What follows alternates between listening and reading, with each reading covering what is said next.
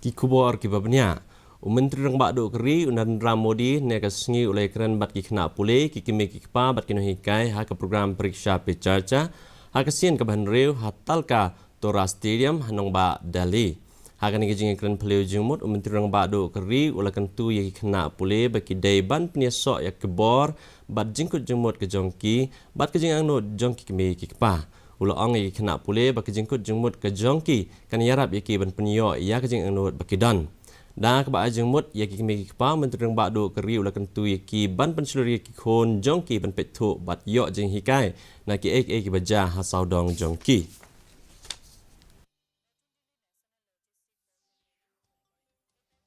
जीवन किसी एक स्टेशन पर रुकता नहीं है जी।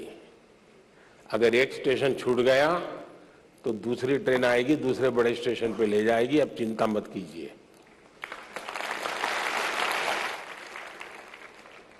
एग्जाम वो एंड ऑफ द लाइफ नहीं होता है जी। ठीक है, हमारी अपनी कसौटी होनी चाहिए, हम अपने आप को कसते रहें, अपने आप को सजते रहें, ये हमारी कोशिश होनी चाहिए। लेकिन हमें इस तनाव से मुक्ति का मन में संकल्प कर लेना चाहिए। जो भी आएगा, मैं जिंदगी को जीने का तरीका जानता हूं, मैं इससे भी निपट लूंगा।